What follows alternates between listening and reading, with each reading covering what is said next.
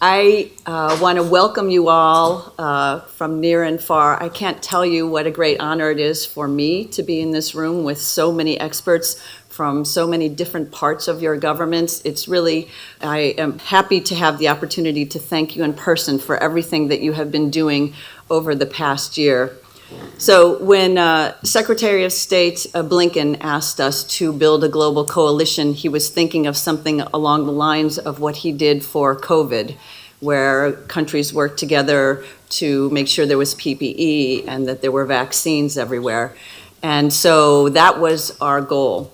But our focus was only on fentanyl, which is not the focus of most other countries, just a few in our neighborhood, really.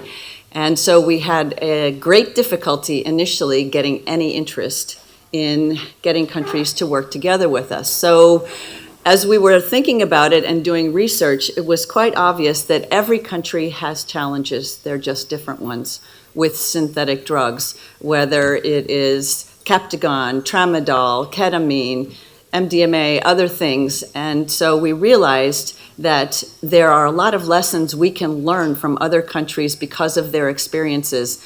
And no one country can solve this alone just because of the nature of synthetic drugs produced very easily in some small lab or house in one country, smuggled in a backpack to another country, etc.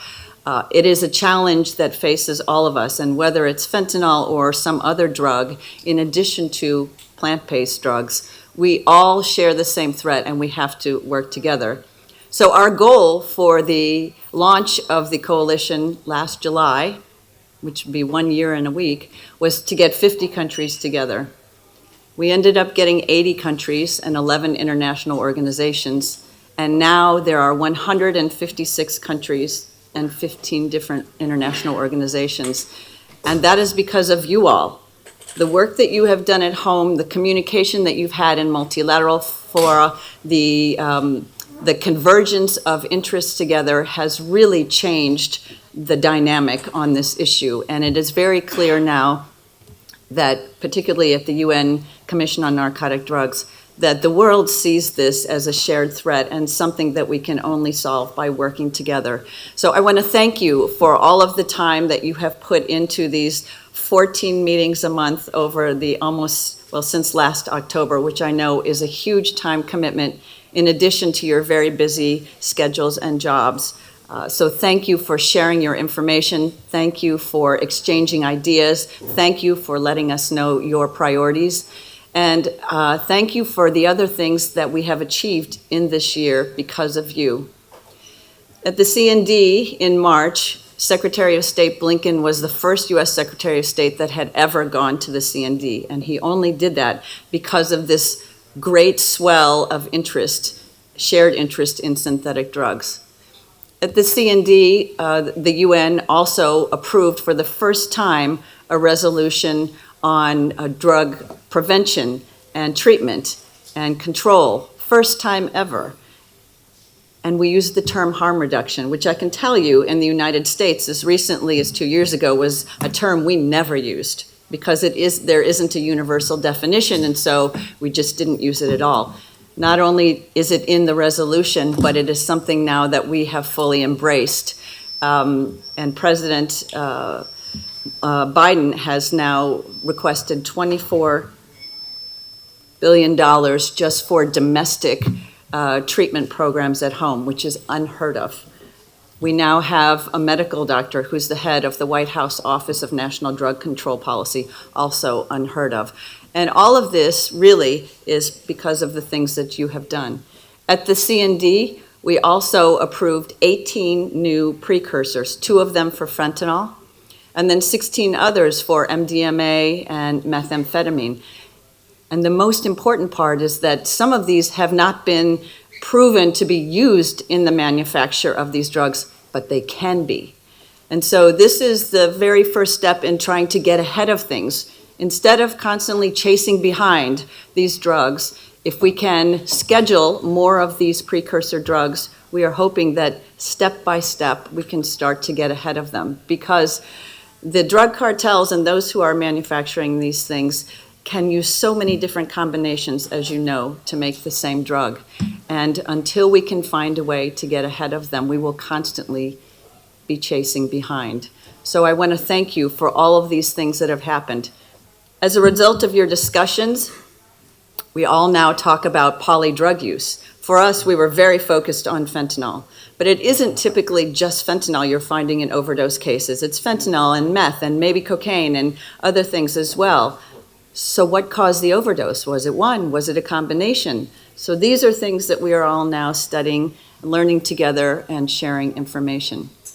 The movement of licit or legal fentanyl into the illicit market to try to create a new market of drug users is something else that through our discussions, your discussions, I can take no credit, we are now seeing is a real threat, and so we have put out the word. The use of nitazines or nitazines, which is what I erroneously call them, is also something that we are starting to see now, certainly in the US and in the UK, they're seeing it mixed with heroin, as there's a concern by the drug dealers that the poppy production in Afghanistan will eventually go away, so they need to transfer drug users to something new. So all of these things demonstrate that this market, it's not static. So even if fentanyl is still our primary problem, it's not the only one. So it's fentanyl, it's xylazine, it's nitazines, it's carfentanil, and we all have to work together to try to solve this problem. And you have already made great strides in increasing the global knowledge base on these issues. And so I want to thank you for the contributions that you have already made. Going forward, I know you will probably all be happy to know that we are not going to continue having 14 meetings a month starting in September, I think, which is good. So I thank you for that. But it doesn't mean that our work together will stop. Definitely not. It's just going into a new phase. So we have now shared lots of information about the main challenges we face, the opportunities to work together, the gaps that we see, and the next step is to go back home and to see how we can improve our situations at home and how we can better coordinate our efforts nationally, regionally, and globally. So we will be doing things on a regional basis. We have a Middle East drug dialogue on Captagon that we'll be hosting in October. We're working with the African Union on several events. We work with the Organization of American States and CCAT as well on events. So we will continue to do those things. We will also work through UNODC, the INCB, and other organizations to make sure that synthetic drugs remain a priority in all of these fora. What we would ask is that as you go back after September and have so much extra time, now that you're not in these meetings, you think about what the priorities are for your country and your region, and that you work together with others in your government to try to make a positive change. Whether that is developing a national drug strategy, because there isn't one, if it is encouraging your legislators to draft new laws, whether on the supply side or the demand side, whether it is hosting a regional event on a drug that's of particular concern in your region, sharing information with neighbors on lessons you have learned, whether it's an expertise on early warning systems or on something else. Sharing forensic knowledge. This will be really critical going forward, sharing information so again we continue to try to get ahead of things instead of being behind. All of these things will be really critical, and that's where we ask for your help going forward into the next phase. What can you do at home? How can others help you? The United States, of course, as well as other partners, because we can only do this together. And so that, of course, then leads me to funding. The U.S., of course, has some funding, and we will certainly be interested and willing in working with partner nations to support their efforts, whether it's through our global programs or through our bilateral programs. For me, that's countries in Africa and the Middle East, but we also have countries in Europe and Asia and Latin America. So there may be opportunities for us to support your efforts, whether it's through training and accreditation of new healthcare workers, developing standard operating procedures on how you address an overdose threat, all sorts of things. We look forward to working with you. forensic capacity building, I think, is really a critical area for all of us.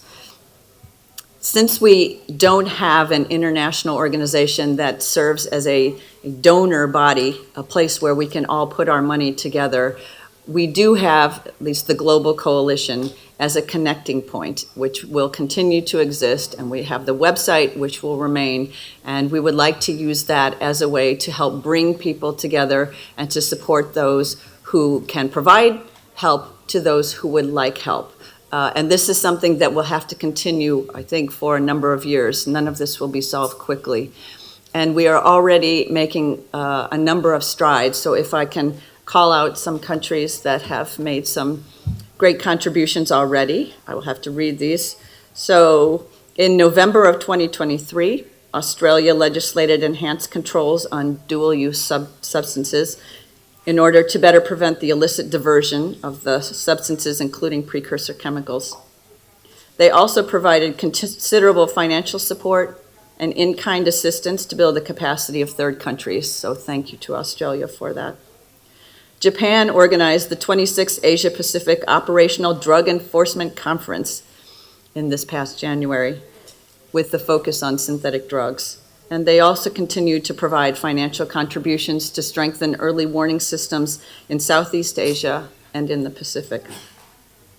In August of last year, Singapore set up an inter-ministry committee on drug prevention for youth, and Argentina is organizing a seminar for the exchange of sub-regional experiences on early warning systems for synthetic drugs, and that will be held next month. So I could go on and on, but these are just a few of the examples that have already been put forward. And so I want to thank all of those countries and welcome the contributions of other countries as we go together.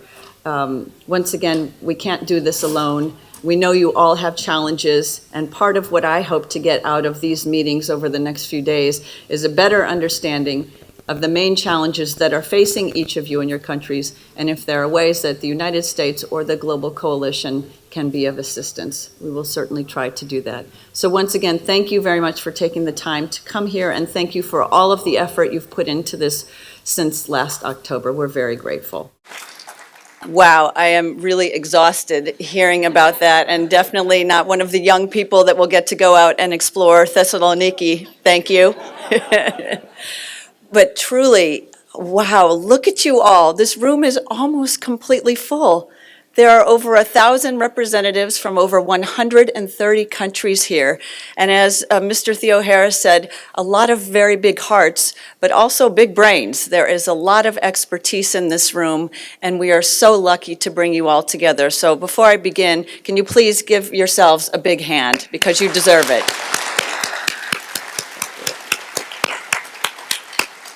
I'd like to thank Mrs. Kaleva from the General Secretary of Public Health for Greece for coming all the way from Athens to support us, and Deputy, let's see if I'm going to get your name right, Deputy Mayor Hadzi Theoklitos from, thank you, for inviting us to your beautiful city. So thank you for sharing it with us. Also to our friends at Sirios and Okana, and to Joanna and her team from ISSUP, and Dr. Mulve and his team from ICU DDR, and all of the non-governmental organization partners that we have here. I'm afraid if I say them all, I will miss some, and I don't want to make anyone feel bad, but there are a few. So Colombo, UNODC, the EUDA, African Union, Organization of American States. There are so many who are here supporting this effort, so I want to thank you all for doing that.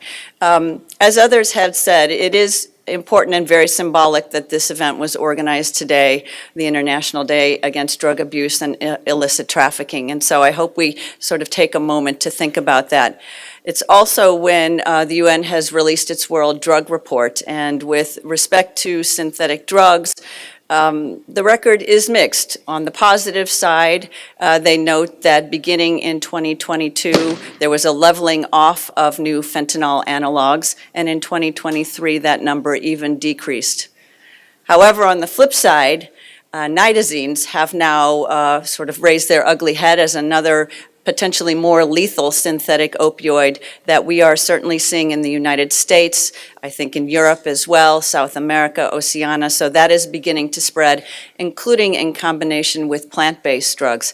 So the challenges are continuing, and once again, we are constantly chasing behind instead of getting ahead of the problem. And as the UN Drug Report notes, because synthetic drugs are so cheap and easy to make, they're also very easy to smuggle and transport, and a very little bit goes a long way.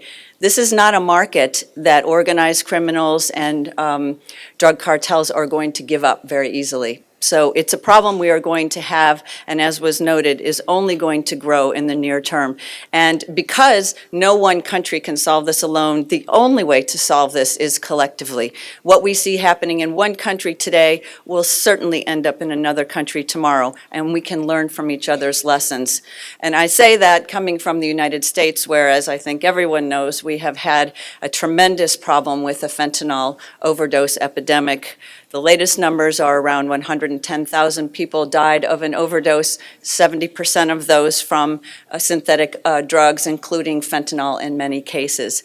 And it's the leading cause of death for people from 18 to 45, which is just a tragedy. It's a whole young generation, and we have not been able to stop it.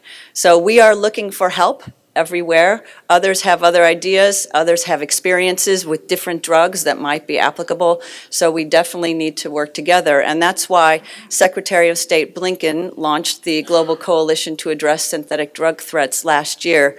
I think some of our friends and allies were skeptical of this concept, so we had hoped to have 50 countries join us at the launch. We had 80 and 11 international organizations, but there are now 156 participating countries in the coalition, 15 international organizations, and over 1,500 experts like you all that are sharing their experience, their lessons learned, their expertise. And we are already starting to see some results from that. On the supply reduction side, which, by the way, is where we used to emphasize almost all of our energy at a national level, and we are now much more balanced, which is why we are here. On the supply reduction side, countries that said they had no fentanyl issue and they had never seen it are now finding it at their ports. So maybe it wasn't there before, or maybe it was, but they weren't looking for it because it wasn't an issue. As far as emerging drug threats, which is something else that we're watching, everyone is very clear now that polypharmacy, polydrug use is a big issue. So when Secretary of State Blinken went to Denver, Colorado, and we went to their forensics lab, which has quite high standards, they were showing one overdose case of an individual who had 14 different substances inside of them. How do you know what caused the overdose? Was it one of them, a certain amount? Was it a combination? Was it the fact that there were 14? Was it something different? It's very hard to know how to treat them, how to respond to this, unless you know what they are taking.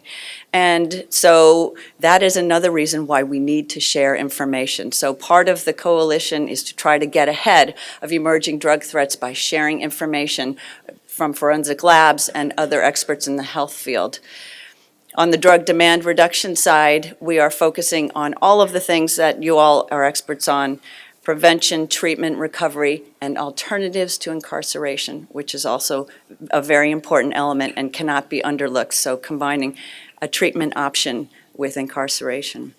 So under that umbrella, there are a lot of different opportunities to participate with these 156 countries. So I was remiss in not thanking my amazing team led by Brian Morales, who is really sort of the brainchild of this whole thing. If we could give him a round of applause. So starting with the concept that we are better together than alone, back in 2015, ISSUP was created, and the idea being that you have all of these people working on substance use professionals who don't have professional training because it wasn't provided anywhere, and they aren't sure how to respond, and they're feeling very alone because this is not a topic that's very public. In many countries, stigma is a huge issue, and so the idea was to bring a network together to share information, to bolster each other, and also to share curricula for possible trainings. And so from 2015, they have now increased to about almost 40 chapters, I think, and 38,000 participants, which is great. On their website, they've had over 2.2 million uses, and so for those who have not gone onto their website, I certainly encourage you to do that. That was followed in 2016 by the creation of ICU DDR. Again, the idea being all of these professionals are out there working and there's no university curriculum to help them, help substance use professionals. And so that was the idea. Colombo Plan initially with 20 representatives of 12 different universities banded together to start this concept that we need to have a formal curriculum, graduate and postgraduate training. And there are now 450 universities in 87 different countries that are partnered with them. So if you do not have an ICU DDR program in your country, university in your country, I would encourage you to talk to them. So all of these things are opportunities under the Global Coalition as well. They're different tools because none of us can solve any of these problems alone, and there are so many different aspects that we have to try to fix. So I would encourage you over the next few days, as I know you're all professionals, you will network, make sure you connect with each other, find others that have had in your region, others that have had similar issues, go to all of the different events. This is a very rich forum for learning and exchange. So I encourage you all to do that. And thank you again for coming to this, the largest drug event, demand reduction drug event we have each year. So thank you to you all for taking the time.